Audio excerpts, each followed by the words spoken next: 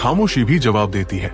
उस दिन उसने कुछ नहीं कहा था, कोई झगड़ा नहीं, कोई चीख नहीं, बस एक आखिरी नजर और दरवाजा बंद। और तुम वही खड़े रहे, मन के भीतर हजार सवाल, लेकिन उंगलियां कांप रही थी।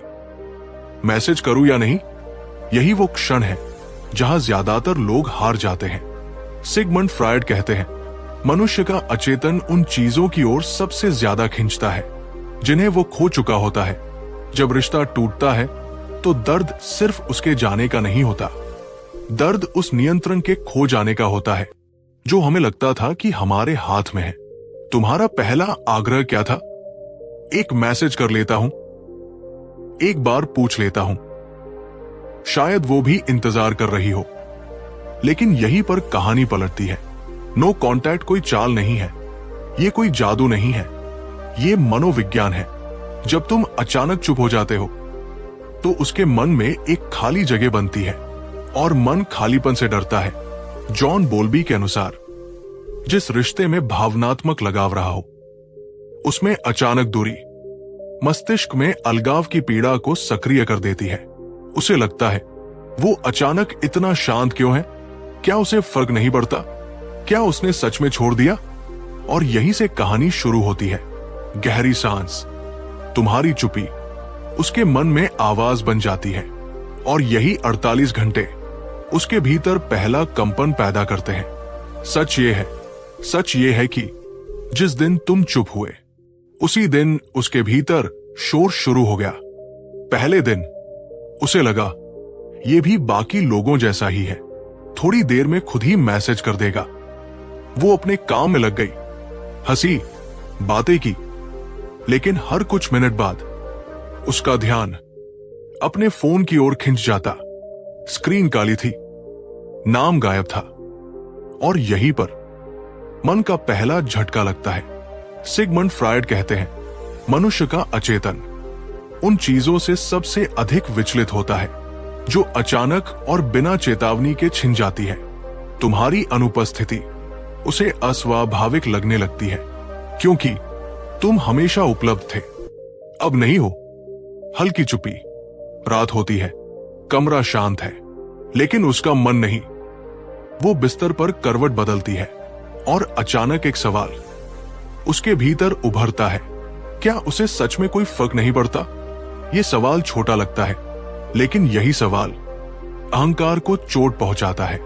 कार्ल यूंग के अनुसार, जब कोई व्यक्ति हमारी आदत बन जाता है तो उसका अचानक हट जाना हमारी छाया को सामने ले आता है। वही छाया जो डरती है अकेले रह जाने से। वो खुद को समझाती है, मैं क्यों सोच रही हूं, उसका क्या है? लेकिन मन तर्क नहीं सुनता, मन सिर्फ महसूस करता है। और यही वो क्षण है जहां नो कांटेक्ट अपना असर दिखाना शुरू करता है। तुम कुछ नहीं कर रहे हो, फिर भी उसके भीतर सब कुछ हो रहा है। सांस लेना। अल्फ्रेड एडलर कहते हैं, इंसान का आत्मसम्मान तभी जागता है जब उसे लगता है कि वह किसी के लिए महत्वपूर्ण था। अब उसे लगने लगता है, क्या मैं इतनी आसानी से बदल दी गई? वो तुम्हारी सोशल प्रोफाइल देखती है, कोई नई पोस्ट नहीं, कोई संकेत नहीं, और यही रहस्य उसकी बेचैनी को बढ़ाता है। अगर तुम दुखी दिखते तो उसे संतोष होता, अगर तुम गुस्से में होते तो उसे तर्क मिलता, लेकिन तुम शांत हो और शांति सबसे बड़ा प्रश्न बन जाती है। थोड़ा ठहराव। अब दूसरे दिन की सुबह है, वो उठती है, फोन हाथ में लेती है। अब भी कुछ नहीं। ये वही क्षण है जब मन पहली बार हार मानने लगता है। जॉन बोल्बी के अनुसार, लगाव टूटने पर मन दो अवस्थाओं से गुजरता है। पहली अस्वीकार, दूसरी बेचैनी। अब वो दूसरी अवस्था में है। वो सोचती है, क्या उसने सच में आगे बढ़ना शुरू कर दिया? क्या मैंने उसे खो दिया? और यही सोच तुम्हें फिर से उसके मन के केंद्र में ले आती है। लेकिन ध्यान देना, वो अभी भी मैसेज नहीं करती, क्योंकि अहंकार अंतिम कोशिश करता है। वो खुद से कहती है, अगर उसने करना होगा तो वो करेगा। लेकिन अब ये इंतजार भारी हो चुका है। तुम्हारी चुप्पी अब सजा नहीं, दर्पण बन चुकी है। एक ऐसा दर्पण जिसमें वो खुद को देख रही है। और यही नो कांटेक्ट का उद्देश्य है, उसे ये महसूस कराना कि तुम उपलब्ध नहीं हो, लेकिन खो भी नहीं गए हो। गहरी सांस। अगले भाग में यादें बोलेंगी, पुरानी बातें जागेंगी, और वही यादें उसे उस बिंदु तक ले जाएंगी जहां उंगलियां खुद ब खुद तुम्हारा नाम टाइप करेंगी। ये सुनना आसान नहीं है, ये सुनना आसान नहीं है, लेकिन सच यही है, इंसान को किसी व्यक्ति की कमी नहीं लगती, उसे उस एहसास की कमी लगती है जो उस व्यक्ति के साथ जुड़ा होता है। अब तीसरा दिन नहीं, दूसरे दिन की गहरी रात है। कमरा शांत है, बाहर सब सो रहा है, लेकिन उसके भीतर कुछ जाग रहा है। वो अचानक एक पुरानी तस्वीर देख लेती है, शायद जानबूझकर नहीं, शायद गलती से, और वहीं से मन का दरवाजा खुल जाता है। विक्टर फ्रैंकल लिखते हैं, मनुष्य पीड़ा में भी अपने अतीत में अर्थ खोजता है। अब उसे वो बातें याद आने लगती है जो कभी सामान्य लगती थी। तुम्हारा इंतजार करना, तुम्हारा बिना कहे समझ जाना, और तुम्हारा हर हाल में मौजूद रहना। अब वही मौजूदगी अनुपस्थिति बन चुकी है। थोड़ा ठहराव। वो खुद से कहती है, इतना भी खास नहीं था, लेकिन मन तुरंत जवाब देता है, तो फिर इतनी याद क्यों आ रही है? कार्ल यूंग के अनुसार, जो हम स्वीकार नहीं करना चाहते वही हमारे अचेतन से यादों का रूप लेकर लौटता है। अब यादें सवाल पूछने लगती है, अगर वो इतना आसान था तो वो अचानक इतना शांत कैसे हो गया? अगर उसे दर्द होता तो वो अब तक क्यों नहीं लिखा? और यहीं पर तुम्हारी चुप्पी सबसे जोर से बोलती है, सांस लेना।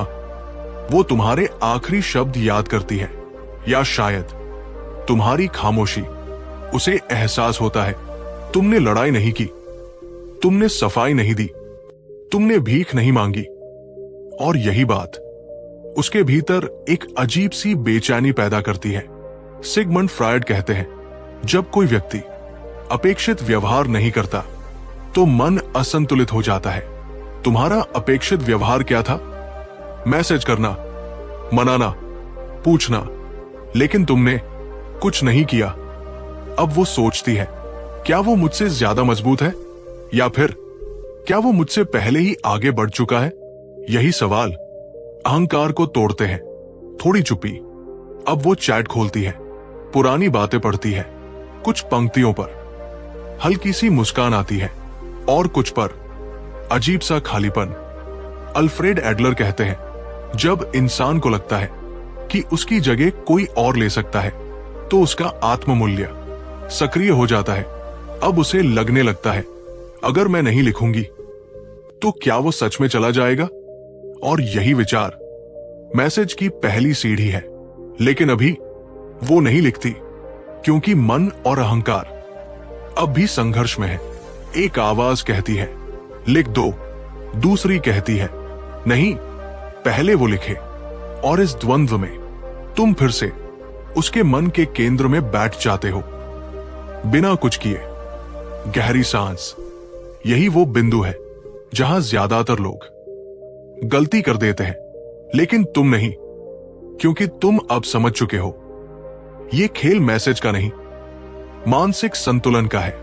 अगले भाग में ये संतुलन टूटेगा, अहंकार झुकेगा, और 48 घंटे का असली मोड़ आएगा। ध्यान से सुनना, ध्यान से सुनना। 48 घंटे कोई समय की सीमा नहीं है, ये मन की सीमा है।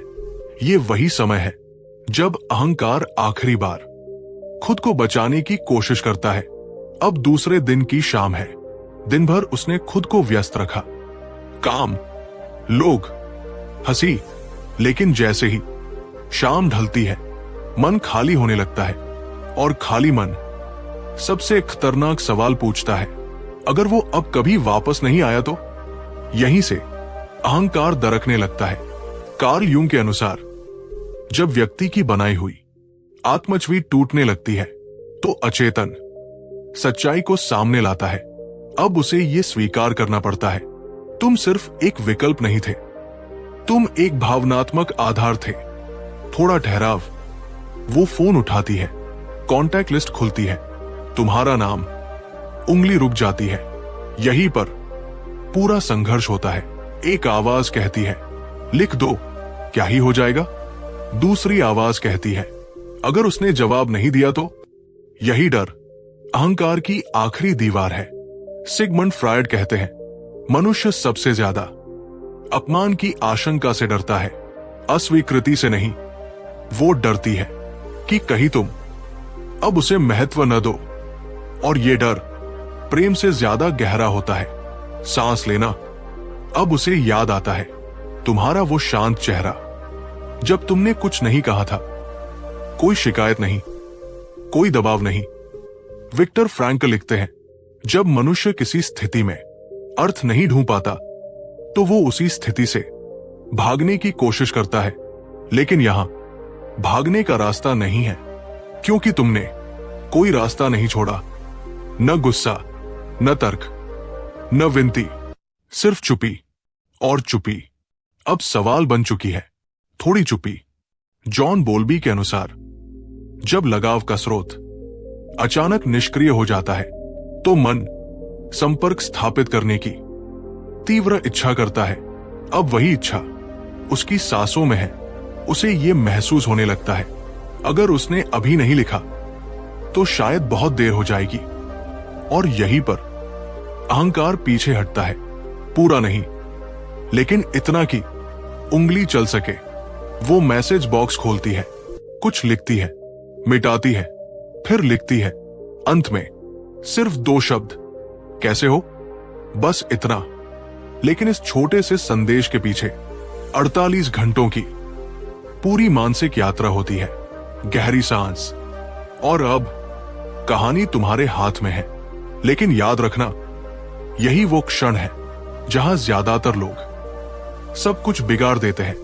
अगले भाग में हम जानेंगे, अगर वो मैसेज करे तो तुम्हें क्या करना चाहिए और क्या नहीं। क्योंकि मैसेज आना अंत नहीं है, असली परीक्षा अब शुरू होती है।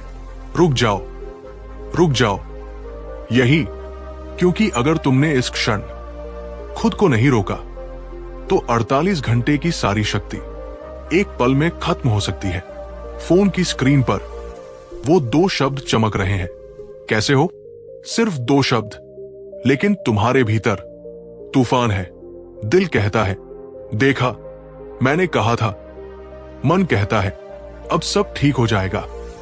लेकिन यही वो जगह है जहां ज्यादातर लोग पुरानी गलती दोहराते हैं। सिगमंड फ्रायड कहते हैं, मनुष्य जब भावनात्मक राहत पाता है तो वो तुरंत अपनी सीमाएं छोड़ देता है।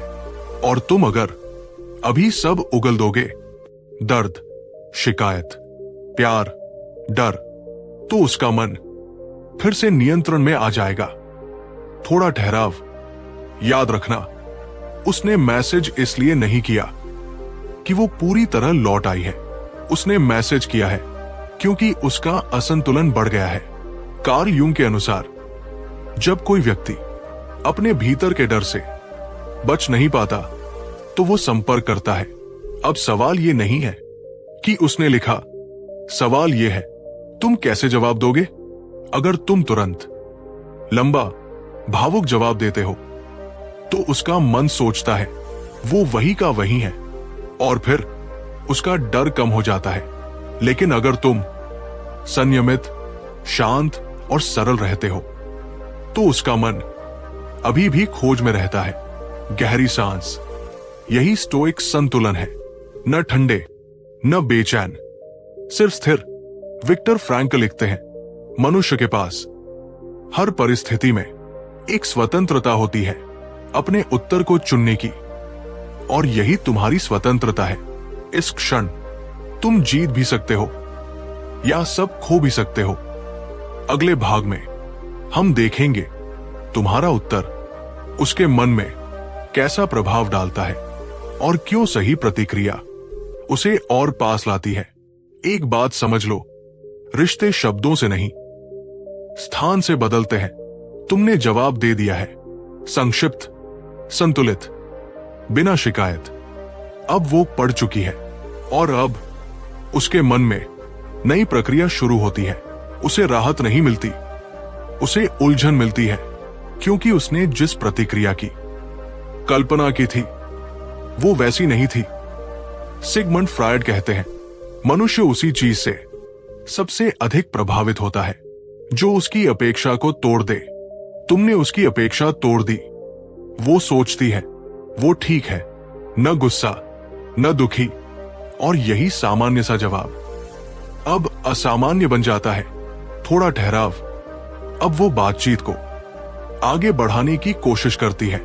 हल्के सवाल, सामान्य बातें, लेकिन तुम बहते नहीं, तुम रुकते नहीं, तुम स्थिर रहते हो।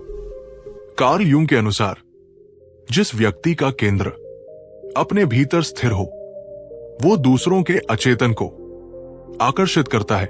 तुम्हारी स्थिरता उसके भीतर हलचल बन जाती है। वो महसूस करती है तुम अब उसकी भावनाओं पर निर्भर नहीं हो, और यही निर्भरता का संतुलन बदल देता है। सांस लेना। अल्फ्रेड एडलर कहते हैं, जिस रिश्ते में एक पक्ष स्वयं को कम उपलब्ध कर ले वहां दूसरा पक्ष अधिक प्रयास करने लगता है। अब वही हो रहा है। वो पहले पूछती है, फिर इंतजार करती है, फिर दोबारा लिखती है, और हर बार तुम्हारा संयम उसके मन में एक प्रश्न छोड़ देता है, क्या वो बदल गया है या मैंने उसे खो दिया है? ये प्रश्न साधारण नहीं है, ये उसके आत्ममूल्य को छूता है। थोड़ी चुप्पी। जॉन बोल्बी के अनुसार जब लगाव का पैटर्न अचानक बदलता है तो मन उसे फिर से सक्रिय करने की कोशिश करता है।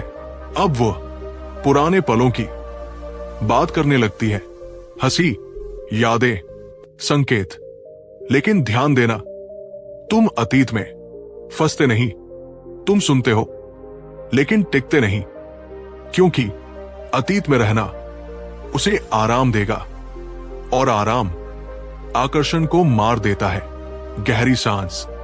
विक्टर फ्रैंकल लिखते हैं, मनुष्य तभी जुड़ता है जब उसे लगता है कि सामने वाला किसी उद्देश्य की ओर बढ़ रहा है। अब उसे लगने लगता है तुम्हारी दुनिया उसके बिना भी चल रही है, और ये एहसास उसके भीतर खोने का डर पैदा करता है। यही डर अगले चरण की नींव है, जहां वह सिर्फ बात नहीं, स्थिति साफ करना चाहेगी। लेकिन याद रखना, अभी कहानी पूरी नहीं हुई है। अभी अंतिम सत्य कहना बाकी है। धीमी चुप्पी। ये बात तुम्हें बदल सकती है। अब वो खुलकर बात कर रही है, हंसी भी है, दिलचस्पी भी। कभी कभी वो वही पुराना नाम लेकर बुलाती है जो सिर्फ तुम्हारे लिए था, और तुम्हारा मन यही धोखा खा जाता है। तुम सोचते हो वो लौट आई है, लेकिन ध्यान से सुनो, वापसी और जुड़ाव एक जैसी चीज नहीं होती। सिगमंड फ्रायड कहते हैं, इंसान अक्सर अपने डर को प्रेम समझ लेता है। वो इसलिए पास आ रही है क्योंकि उसने खोने का डर महसूस किया है, ना कि इसलिए कि उसने बदलने का निर्णय लिया है। थोड़ा ठहराव। कार्ल यूंग के अनुसार जब व्यक्ति अपनी छाया से डरता है तो वो पुराने सुरक्षित ठिकानों की ओर लौटता है। तुम अब उसके लिए सुरक्षित ठिकाना हो, लेकिन सवाल यह है, क्या वही रिश्ता तुम्हारे लिए सुरक्षित था? वो अभी भी स्पष्ट नहीं है, वो अभी भी निर्णय नहीं ले रही, और यही संकेत है। अल्फ्रेड एडलर कहते हैं, जहां स्पष्टता नहीं होती वहां शक्ति संतुलन होता है, और तुम अब उस संतुलन को देख पा रहे हो। पहली बार। गहरी सांस। अब कहानी अंत के करीब है, और अब तुम्हें जवाब चाहिए। सच बोलूं? हां, एक्स वापस आती है, लेकिन जिस रूप में तुम उसकी कल्पना करते हो उस रूप में नहीं। वो मैसेज करती है, वो हालचाल पूछती है, वो कभी कभी पुराने नाम से बुलाती है, और तुम्हारा दिल मान लेता है वो लौट आई है। यही सबसे बड़ा भ्रम जन्म लेता है। सिगमंड फ्रायड कहते हैं, मनुष्य अक्सर अपने डर को प्रेम समझ बैठता है। वो वापस इसलिए नहीं आती क्योंकि अचानक सब कुछ साफ हो गया। वो इसलिए आती है क्योंकि तुम्हारी चुप्पी ने उसके भीतर खोने का डर जगा दिया। 48 घंटे का नो कांटेक्ट कोई जादू नहीं करता, वो सिर्फ एक सच सामने लाता है। लगाव अभी मरा नहीं है। जॉन बोल्बी के अनुसार जब लगाव का स्रोत अचानक दूर हो जाता है तो मन उसे दोबारा सक्रिय करने की कोशिश करता है। यही कोशिश मैसेज बनती है, यही बेचैनी संवाद बन जाती है। लेकिन यहां एक बात बहुत ध्यान से समझो, वापस आना और बदल जाना एक जैसी चीज नहीं होती। कार्ल यूं कहते हैं, इंसान अपनी छाया से डरकर पुराने सुरक्षित स्थानों की ओर लौटता है। तुम अब उसके लिए एक सुरक्षित स्थान हो। लेकिन सवाल यह है, क्या वही रिश्ता तुम्हारे लिए सुरक्षित था? अगर वो लौटकर भी स्पष्ट नहीं है, अगर वो लौटकर भी जिम्मेदारी नहीं ले रही, अगर वो लौटकर भी सिर्फ महसूस करना चाहती है लेकिन तय नहीं करना चाहती, तो ये वापसी नहीं, ये सिर्फ भावनात्मक राहत है। विक्टर फ्रैंकल लिखते हैं, मनुष्य किसी रिश्ते में तभी टिकता है जब उसे उसमें अर्थ दिखाई देता है। अब यह अर्थ तुम्हें खोजना है, उससे नहीं। इस पूरी यात्रा का असली उत्तर यह नहीं है कि वो मैसेज करेगी या नहीं। असली उत्तर यह है, क्या तुम अब भी उसी रिश्ते में खुद को खोना चाहते हो?